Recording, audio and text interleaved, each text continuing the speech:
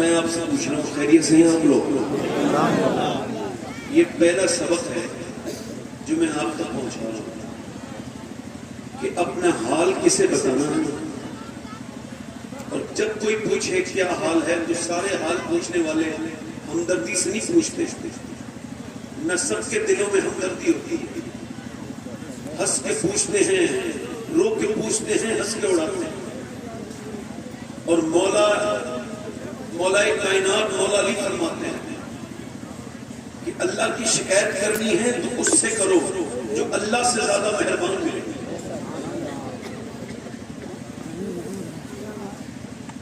غوث اعظم فرماتے ہیں، آج کے زمانے میں لوگ پوچھتے ہیں کیا حال ہے، سامنے والا کہتا ہے نا پریشان ہو، سامنے سے فون نہیں اٹھاتے، بات چیت بند ہو جاتی ہے۔ غوث اعظم فرماتے ہیں انسان کی سب سے بڑی پریشانی یہ ہے کہ وہ اللہ کے سامنے رونے سے پہلے کتنوں کے سامنے رو چکا ہوتا ہے، اور جب آپ کسی کے سامنے روئیں گے تو زندگی میں اس کے سامنے سر اٹھانے کے لائق نہیں رہیں گے، مگر اگر رب کے سامنے روئیں گے تو کبھی وہ آپ کو کسی کے سامنے نہیں جھکنے دیں گے۔ مولا علی فرماتے ہیں جو رب کے سامنے روتا ہے وہ سب کے سامنے نہیں روتا، اور جو سب کے سامنے روتا ہے وہ رب کے سامنے نہیں رہتا۔ جنہیں اللہ نے سب کو دیا ہے وہ موسموں پر اعتراض کرتے ملیں گے، گرمی بہت ہو رہی ہے، سردی بہت ہو رہی ہے، بارش بڑی ہو رہی ہے، حالانکہ آپ کے کہنے سے نہ تو بارش کم ہوگی نہ سردی کم ہوگی، مگر آپ کا نام غوث اعظم فرماتے ہیں فتح الغیب میں جو موسموں پر اعتراض کرتا ہے اس کا نام نافرمانوں میں لکھ جاتا ہے، ناشکروں میں لکھ جاتا ہے۔ مدینے میں ہوا ایک بار بہت تیز چل رہی ہے، ایک صحابی نے پوچھا، ایک صحابی نے کہا ہوا بہت تیز چل رہی ہے، حضور نے فرمایا خاموش، ایسے نہیں کہتے، یہ ہوا خود نہیں چلتی ہے، اسے میرا رب چلاتا ہے تو چلتی ہے۔ شیخ سعدی سے کسی نے پوچھا حضور کیا حال ہے، رونے لگے، حضور کوئی گستاخی ہو گئی، میں نے تو حال پوچھا ہے لیکن تو میرا حال پوچھ تو میرا حال یہ ہے کہ میں بوڑھا ہو گیا، میرے دانت ٹوٹ گئے اللہ کی نعمتیں کھاتے کھاتے، مگر میری زبان آج تک اس کی ناشکری سے بات نہیں ہے۔ میں بھی کشمیر گیا تھا، سلیم نام کے ایک آدمی سے ملاقات ہوئی، اس کو کینسر تھا، میں اس پہلے سے جانتا ہوں، اکیلے کمرے میں ملاقات ہوئی، 90% کینسر تھا اس کو، جسے کینسر کا مرض ہو جائے اللہ اس کے معدے میں 90% کینسر ہو چکا تھا۔ میں نے اس سے ملاقات کی، میں نے کہا کیا حال ہے، کہنے لگے اللہ کا شکر ہے۔ میں نے کہا میں نے سنا ہے آپ کو کینسر ہے، کہنے لگے کینسر ہے تبھی تو شکر ہے، مجھے 90% کینسر ہے۔ میں نے کہا شکر کس بات کا، کہنے لگے ڈاکٹر کہتے ہیں تم 2 مہینے کے بعد مر جاؤ گے۔ میں اپنے رب کا شکر ادا کر رہا ہوں، کتنے لوگوں کو اچانک موت آ جاتی ہے، مگر میرے رب نے 2 مہینے کا موقع دیا ہے مجھے معافی مانگنے کا توبہ۔ سبحان اللہ۔ میں نے کہا سلیم بھائی یہ داڑھی کیوں رکھا لی، کہنے لگے داڑھی اس وجہ سے رکھائیے قبر میں جائیں تو حضور کا دیدار ہوتا ہے۔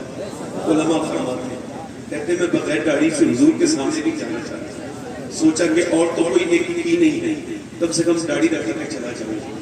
پھر بولا دن تو کٹ جاتا ہے سیدھے صاف، رات نہیں کٹی، نہیں کٹی کی رات۔ میری چھوٹی بیٹی ابھی 3 مہینے کی تھی اور میرا بیٹا 3 سال کا، کہتا ہے میں وہ انسان ہوں جو جیتے جی اپنے بچوں کو یتیم دیکھ کر، میرے پاس 2 پیٹرول پمپ ہیں، 4 گھنٹے BMW مرسڈیز ہے، مگر جب سے ڈاکٹر نے ایک قلم چلایا ہے دنیا کی کوئی نعمت میرے کسی کام کی نہیں ہے۔ میں قراؤں میں گیا، قراؤں الہ آباد میں ایک صاحب مجھ سے بولے سید صاحب میرے بچے کے لیے دعا کر دیں، بیمار ہے وہ لے کے گئے مجھے پروگرام کے بعد، میں سوچا ایسے بیماروں کا کوئی چلا گیا، تو کمرے میں ان کا بیٹا لیٹا تھا 28 سال کا، 4 سال سے کوما میں، ناک میں لگی ہوئی تھی نل، لگا میں سبزی بیچتا ہوں پورے ہندوستان میں علاج کرتا ہوں مگر میرا بیٹا ٹھیک نہیں۔ کہتے اس کی ماں اپنے جوان بیٹے کی لیٹرین دلاتے دلاتے عاجز آ گئی، اس سے بولا دعا کر دو، اس کی بیوی 6 مہینے کے بعد چلی گئی تھی جب یہ بیمار ہو گیا. جب یہ کوما میں چلا گیا بیوی چھوڑ کے چلی گئی. ماں لیٹی تو لاتی ہے مجھ سے پوچھے یا تو دعا کر دو یہ ٹھیک ہو جائے یا دعا کرو یہ ہو جائے.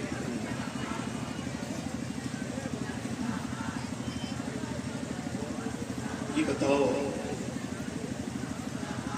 جس کا بچہ 4 سال سے گھر میں ماں کے نہ کھولتا میری طرف توجہ کرے آنکھیں نہ کھولتا. پھر مجھے اپنے آقا اور رسول کی حدیث یاد آئی. اللہ کے رسول فرماتے ہیں جس کے پاس ایک وقت کا کھانا ہے اور جسے اللہ نے صحت دی وہ مالدار ہے اسے شکر ادا کرنا چاہیے.